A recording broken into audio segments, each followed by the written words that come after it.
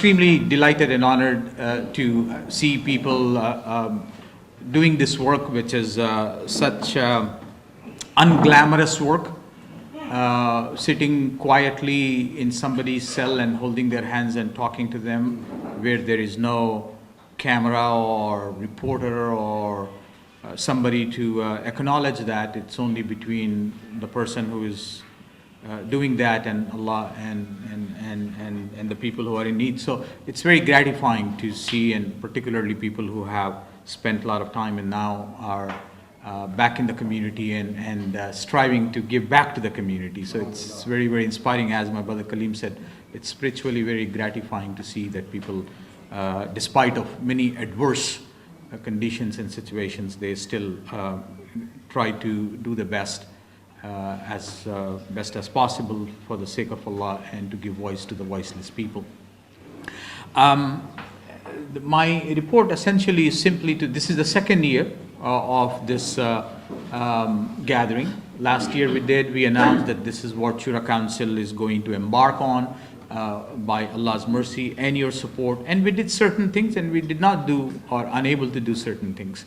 So this is merely a brief, quick report of this particular program, prison outreach program that's headed by Imam Abdul Hafiz and Imam Jamal. You are right. He recruits people from somewhere and put them to work, and we all work for him.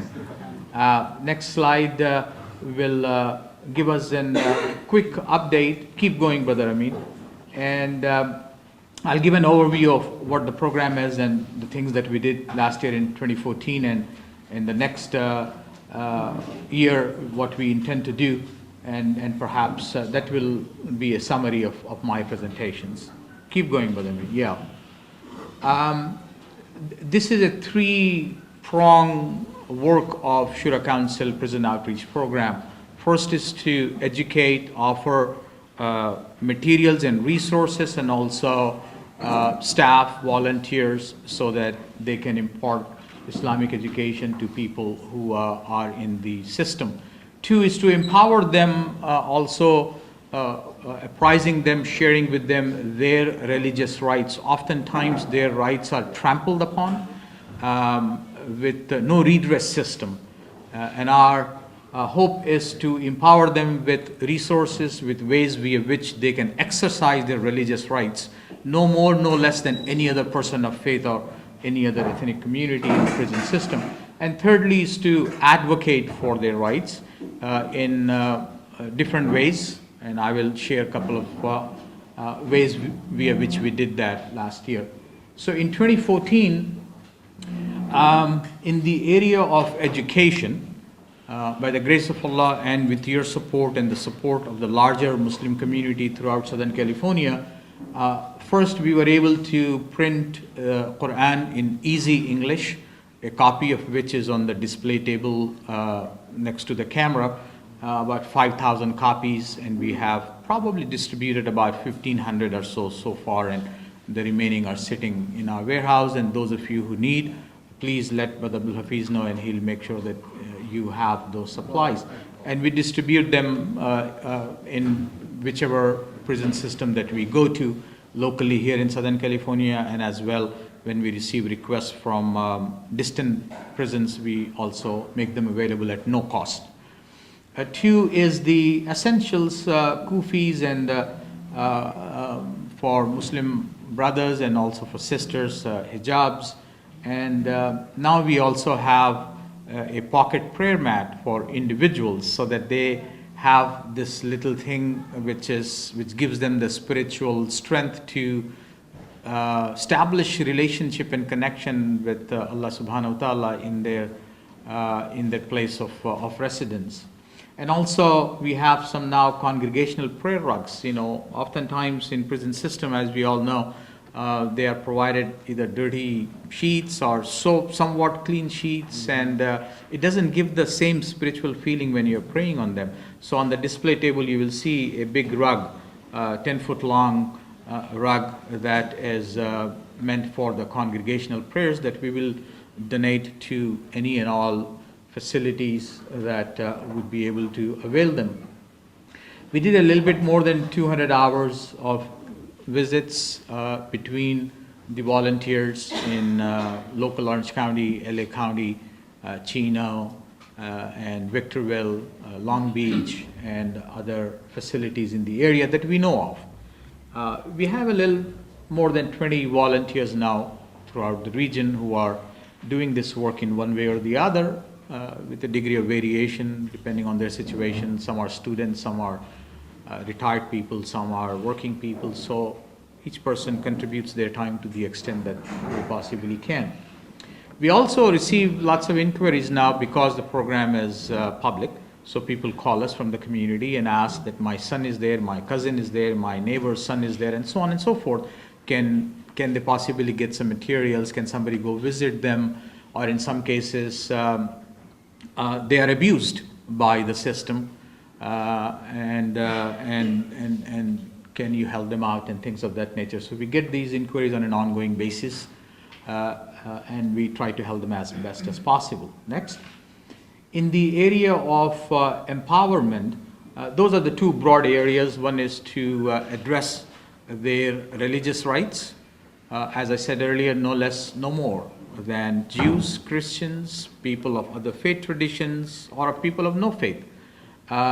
Muslims, unfortunately, not only in public space, but also inside the prisons, are victims of all sorts of discrimination and challenges. So it's our role to go and simply ask for the due religious rights of the Muslim inmates.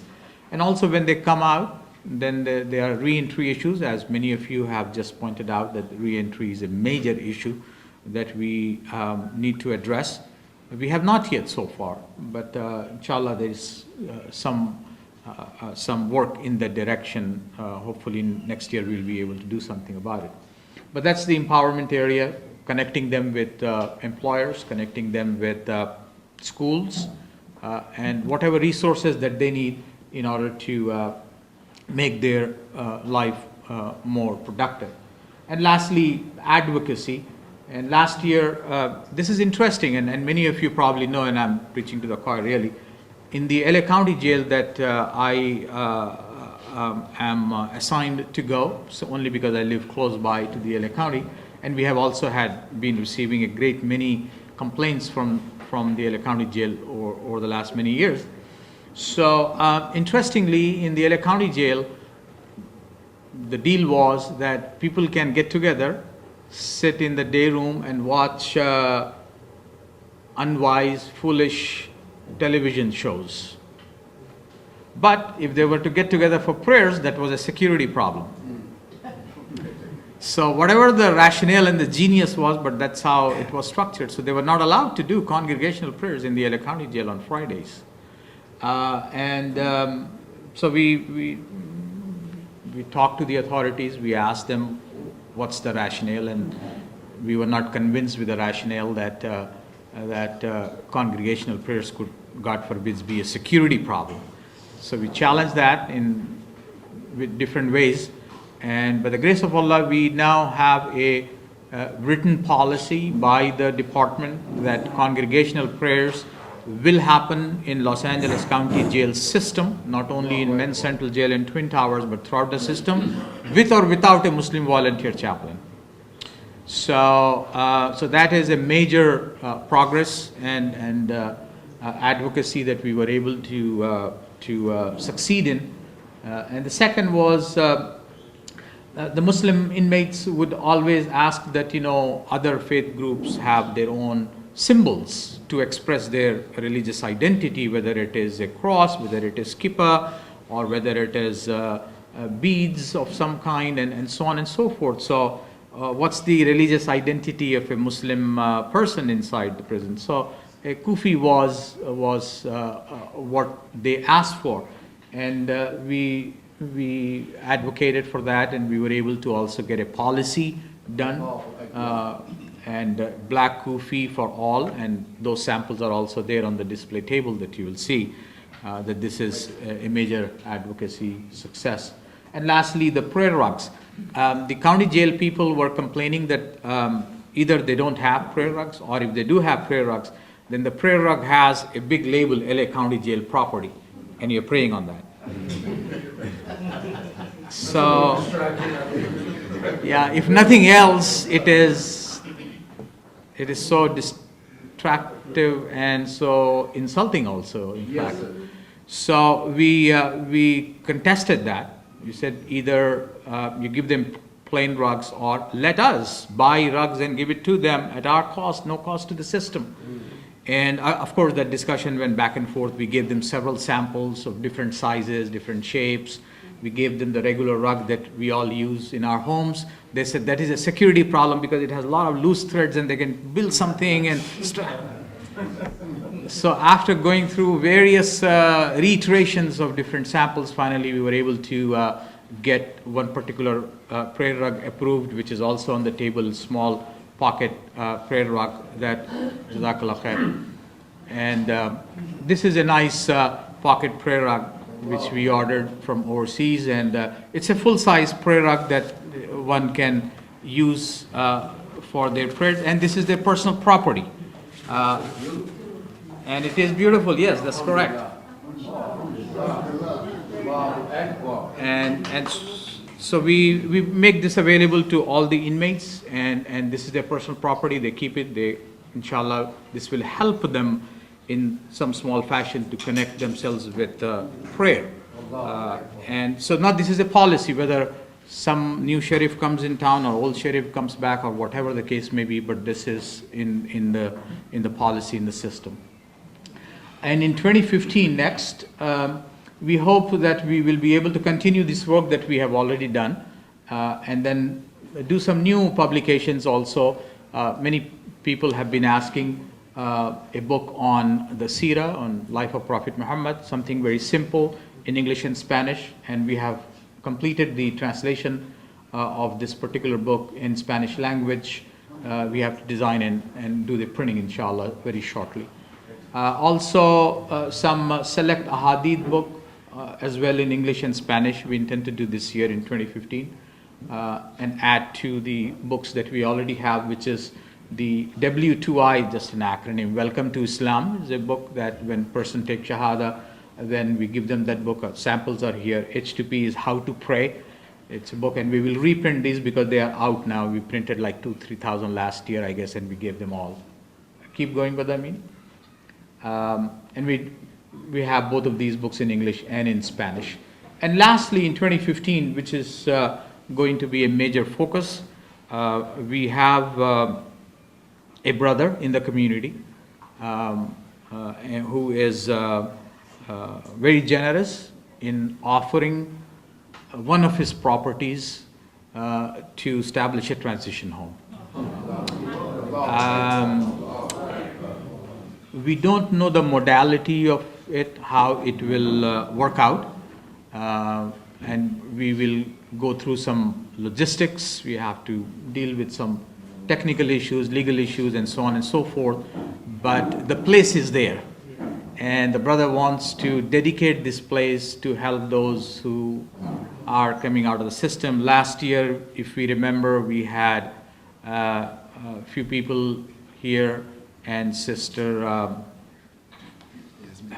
Yasmin, who gave us a very, very strong testimony how difficult it is for her as a Muslimah to be housed in a transition home that does not necessarily respect her religious rights.